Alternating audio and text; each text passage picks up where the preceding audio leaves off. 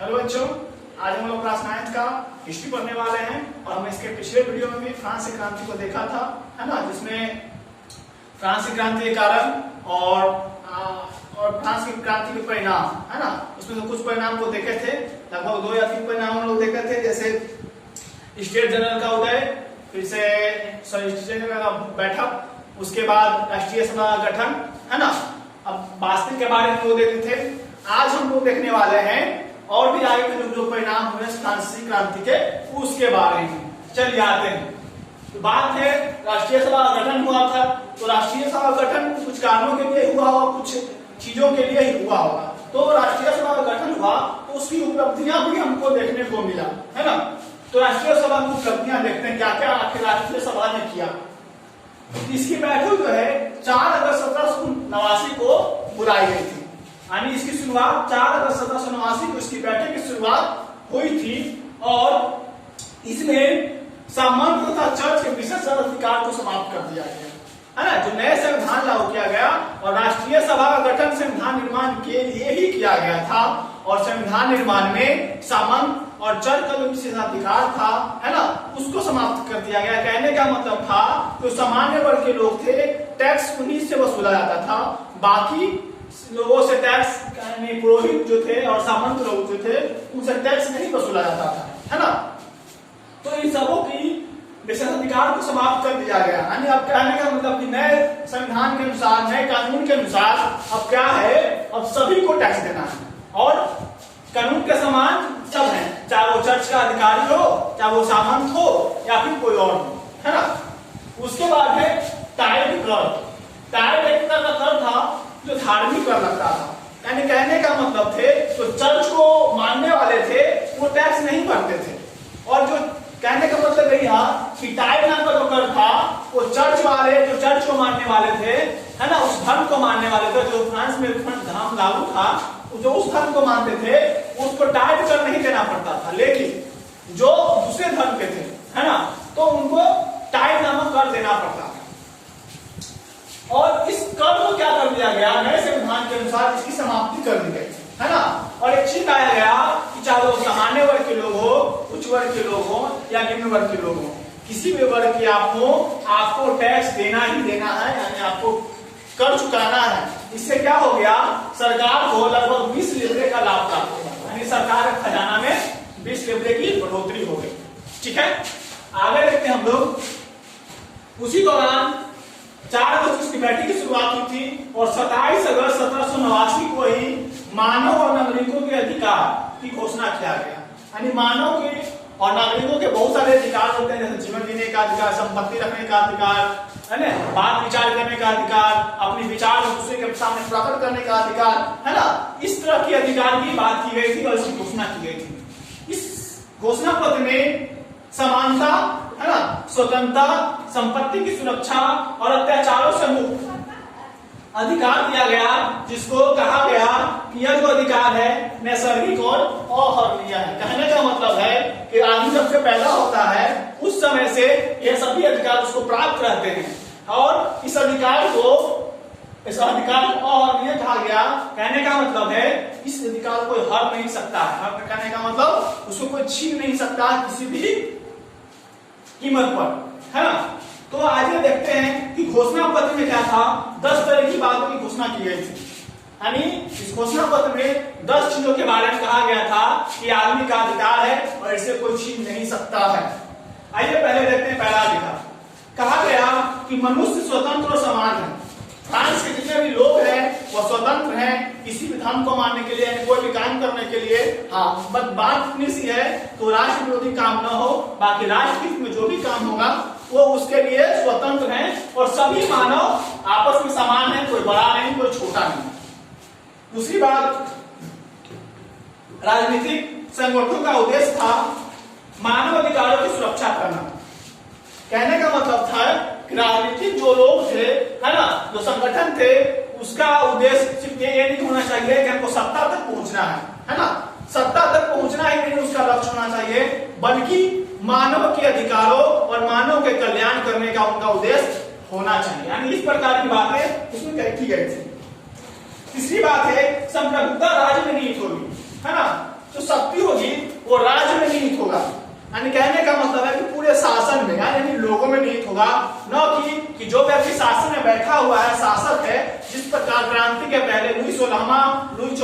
और बहुत सारे जो शासक थे, है ना, उसमें जो सत्ता में शक्ति उसमें नहीं थी, यानी वो जो कहता था वही होता था। लेकिन क्रांति के बाद स्वतंत्रता की बात की गई थी और इस स्वतंत्रता के तहत ये कहा गया कि संप्रभुता जो है राज्य में निहित है, किसी व्यक्ति या व्यक्ति के समूह में नहीं। कहने का मतलब है जो व्यक्ति शासन में बैठा हुआ है या जिस व्यक्तियों का समूह शासन कर रहा है, सत्ता उसमें नहीं, यानी शक्ति उसमें निहित नहीं बल्कि पूरे राज्य के लोगों में है। ठीक है, आगे बात करें तो चौथी बात है असामाजिक कृत्यों पर कानून पाबंदी लगा सकता है। ऐसे नियम, ऐसे परंपरा, ऐसे तरीके जो समाज को हानि पहुंचाता हो, समाज में अराजकता फैलाता हो, किसी को कष्ट पहुंचाता हो, किसी के अधिकारों की हनन करता हो, किसी अधिकार को छीनता हो, किसी मानव अधिकार को, तो उस पर कानून के तौर पाबंदी लगा सकता है और ये पाबंदी लगाने का काम सरकार के द्वारा किया जा सकता है ना। यानी कहने का मतलब है असामाजिक जो समाज के हित में जो नहीं होगा उसको कानून के तहत पाबंदी लगा के बैन किया जा सकता है। आगे देखें तो 5वां नंबर है कानून प्रक्रिया में, तो कानून निर्माण प्रक्रिया होगी उसमें व्यक्ति जो होंगे वो आपका प्रत्यक्ष रूप से या तो अप्रत्यक्ष रूप से भाग लेने का उनको अधिकार है। कहने का मतलब है जब देश में कोई भी कानून बनेगा, है ना, कोई भी काम होगा तो उसमें लोग जो हैं वहां के या तो प्रत्यक्ष रूप से भाग लेंगे, तो प्रत्यक्ष रूप से कैसे भाग लेंगे, तो जो हमारे जनता के प्रतिनिधि हैं, हम जो गए हैं वहां, वो हमारे प्रतिनिधि जो होंगे वो क्या करेंगे, वहां प्रत्यक्ष रूप से भाग लेंगे। बाकी आम जनता जो है वो क्या करेगी, अपने प्रतिनिधि पर दबाव डालकर उसको अप्रत्यक्ष रूप से भाग लेने का अधिकार है और ऐसा अधिकार लोगों को दिया गया था। छठा नंबर है कानून के समान, कानून के सामने सभी व्यक्ति समान है ना। कहने का मतलब है कि कानून जो है सभी के लिए बराबर है, किसी के लिए कम नहीं, किसी के लिए ज्यादा नहीं। मान लिया जाए अगर कोई मंत्री है, वो भी कोई क्राइम करता है, या कोई आम जनता है वो भी अगर क्राइम करती है, तो दोनों के सामने कानून क्या होगा, बराबर होगा। जो सजा इसको दिया जाएगा, जो दंड इसको दिया जाएगा, वो इसी दंड इसको दिया जाएगा। ऐसा नहीं इसको 10 रुपया का दंड लगाया गया तो इसको 1000 रुपया का दंड लगाया जाएगा, ऐसा कुछ नहीं। कानून के समक्ष समानता दी गई, यानी 10 रुपया भरेगा मतलब दंड के रूप में, तो 10 रुपया भरेगा, नहीं 1000 रुपया तुम भरो। इस तरह की बातें कही गई थी। उसकी बात है नागरिकों के विचार अभिव्यक्ति की स्वतंत्रता और इच्छा अनुसार धन पालन।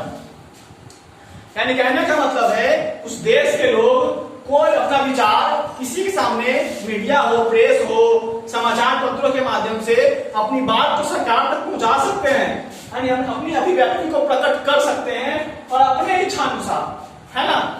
कहने का मतलब है चाहे मान लीजिए हमारे देश की बात कर ली जाए तो हमारे देश में धर्म की स्वतंत्रता है, हम किसी भी धर्म को मान सकते हैं, है ना। मान लीजिए कोई हिंदू है ना, और चाहे तो वो ईसाई बनना चाहे तो ईसाई बन सकता है, इसमें कोई बुराई नहीं।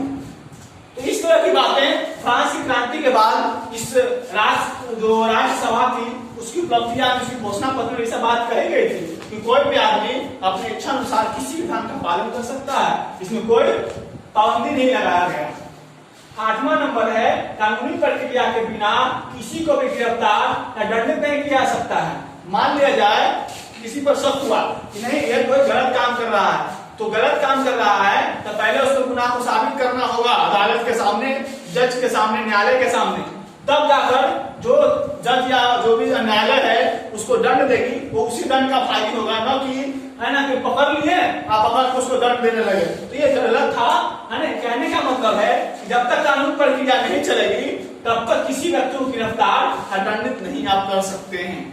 ठीक है, सीधे तौर पर यही कहा जा सकता है एक न्यायालय की व्यवस्था की गई थी जिसमें न्यायालय क्या था, वो स्वतंत्र था, है ना, और लोगों के लिए समान रूप से काम करता था। 9वां नंबर है सभी नागरिकों के लिए आवश्यक निर्धारित कर चुकाना आवश्यक हो गया।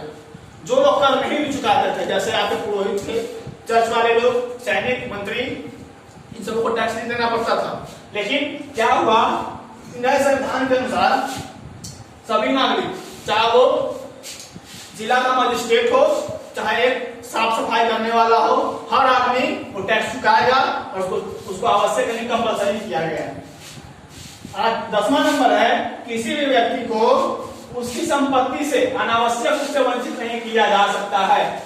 वंचित नहीं किया सकता कहने का मतलब, अनावश्यक रूप से कहने का मतलब है, अगर किसी की संपत्ति को लिया जा रहा है, उसको संपत्ति के बदले मुआवजे के तौर पर कुछ भी मतलब पैसा या फिर दूसरी जमीन उसको दे दिया, उसकी संपत्ति उसको दे दिया जा सकता है। हाँ, लेकिन इसके लिए कंडीशन है, अनावश्यक नहीं होना चाहिए। यानी समाज कल्याण के अगर वो काम किया जा रहा है तो किया जा सकता है, लेकिन अपने मतलब के लिए आप किसी का जमीन नहीं हड़प सकते हैं, किसी को उसके संपत्ति से वंचित नहीं कर सकते हैं। तो इस तरह की बातें इस राष्ट्रव्यापी उपलब्धियों में और घोषणा पत्र में कही गई।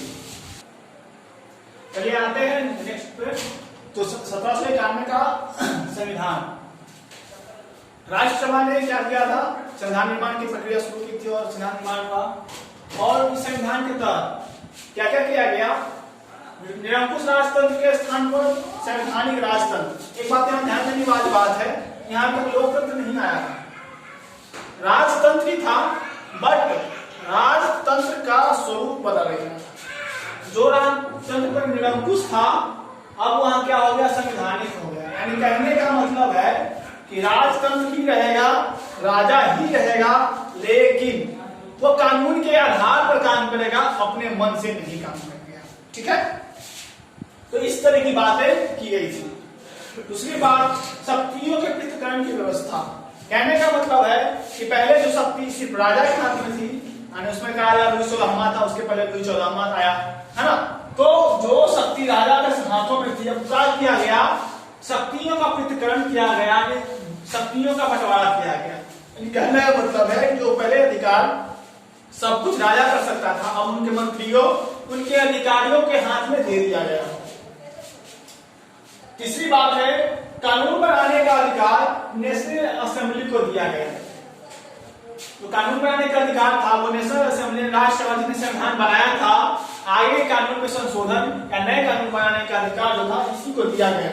और यह जो नेशनल असेंबली थी वो एक सदनीय थी, दूसदनीय नहीं थी। जिस प्रकार हमारे देश में दूसदनीय व्यवस्था है, यानी कहने का मतलब है दो सदन है हमारे यहाँ, लोकसभा और राज्यसभा, है ना। उसी प्रकार वहां जो थी, वहां लोकसभा न होकर के, दो सदन न होकर के एक ही सदनीय व्यवस्था थी, एक ही सदन था, कोई भी कानून यहीं से बन जाता था। उसके बाद मतदाता संबंधी कानून का निर्माण किया गया।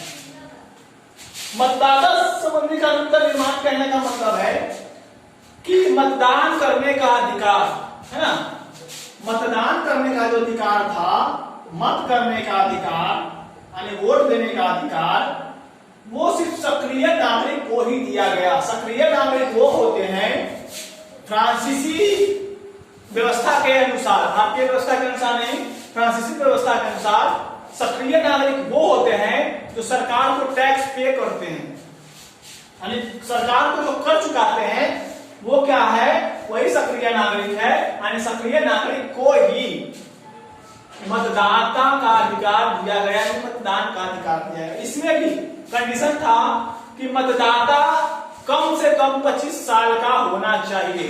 ठीक है, और भी बहुत सारे बातें थी इसमें।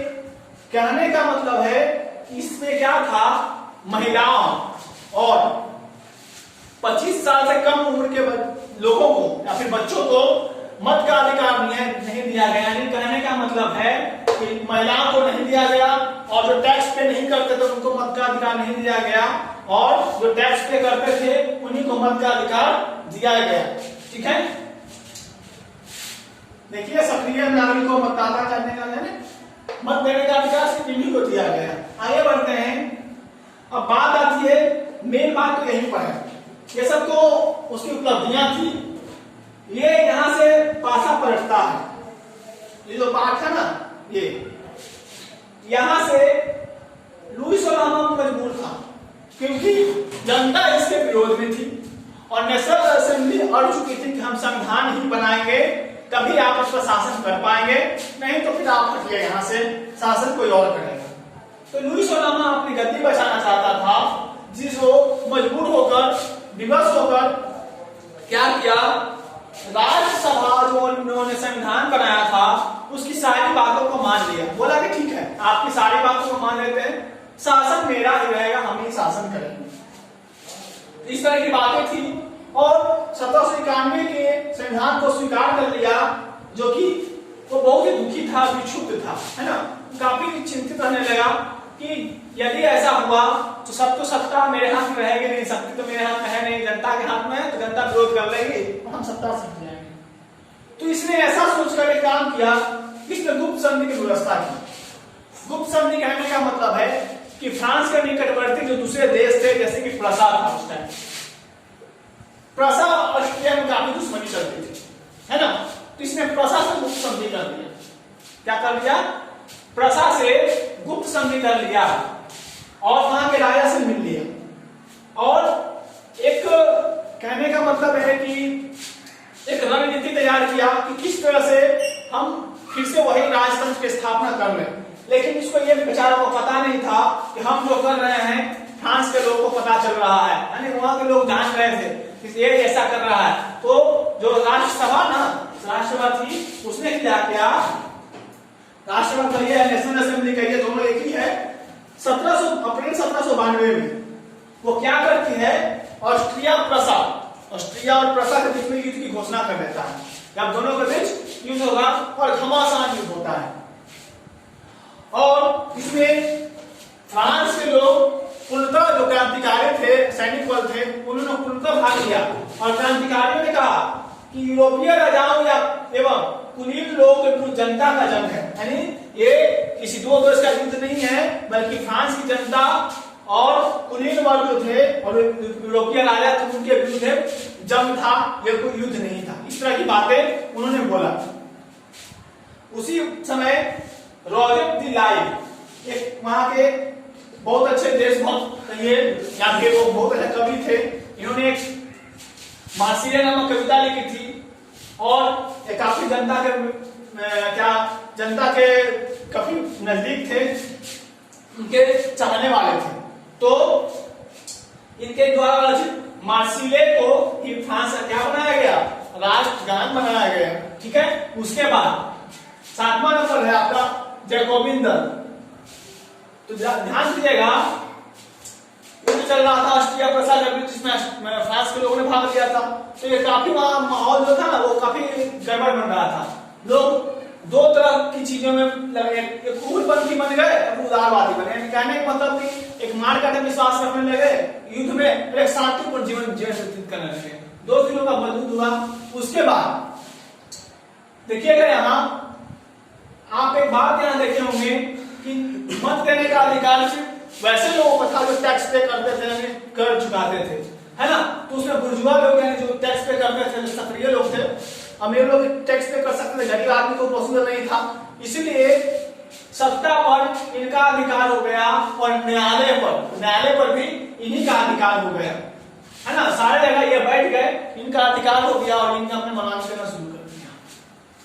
इससे तंग आकर जो नीचे वाले लोग थे, उन्होंने जैकोबिन दल का गठन किया तथा इसके मिलने के स्थान को क्या किया, पेरिस के कॉन्वेंट ऑफ सेंट जैकोब को बनाया। पेरिस के एक सेंट ये नाम का जगह है, एक तरह का हॉल कहिए, उस तरफ का था वो, उसने यहाँ मीटिंग करने का जगह बना दिया।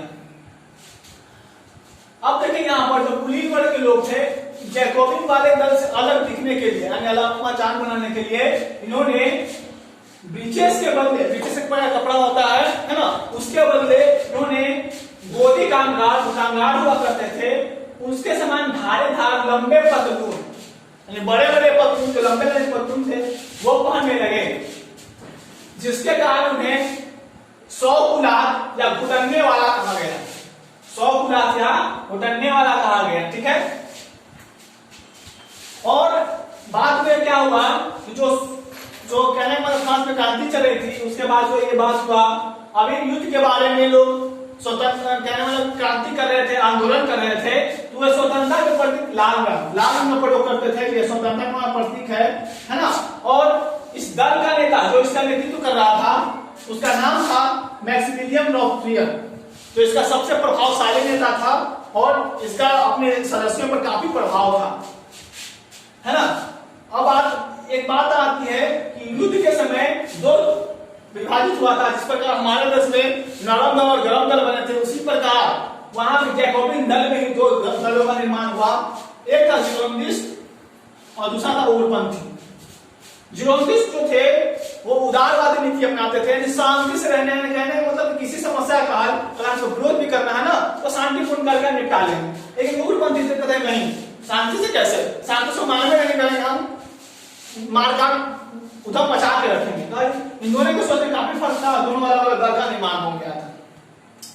और रॉबस्पियर जो उग्रपंथी था 1792 के समय, उसने क्या किया, जगह जगह युद्ध करवाना शुरू कर दिया, यानी जगह जगह आग लगाना यानी लड़ाई झगड़ा करवाना शुरू कर दिया। और एक समय ऐसा आया कि पेरिस के नगरपालिका को भंग कर दिया और वहां पर एक अपनी सरकार को स्थापित कर दिया। उसके बाद 10 अगस्त 1792 में राजमहल पर हमला होता है वहां के लोगों द्वारा, और राजा उस टाइम वही था, है ना। तो इस हमला से विवश होकर क्या होता है, राजा उनकी बातों को मानता है। उसके बाद क्या करता है, कहता कि चलिए पहले जो लोग 25 वर्ष में वोट देते थे, सक्रिय लोग ही वोट देने का अधिकार था, चलो हम सबको वोट देने का अधिकार दे देते हैं। राजा इंग्लिश क्या करता है, 25 वर्ष से उम्र घटाकर 21 वर्ष कर देता है और सभी को वोट देने का अधिकार दे देता है। फिर कहा गया संपत्ति या कर देने के शर्त हटाया गया तथा नई असेंबली का कन्वेंशन रखा गया था। इस नेशनल असेंबली ने जो कानून बनाया था उसमें सुधार किया सकता है, उसमें सभी को मत का अधिकार नहीं दिया गया था, तो कर देते थे उन्हीं को। लेकिन नए नियम के अनुसार नए असेंबली कन्वेंशन रखा गया, उसमें कहा गया कि संपत्ति या कर देने वाले ही वोट नहीं देंगे, बाकी सभी देश के सभी लोग वोट दे सकते हैं।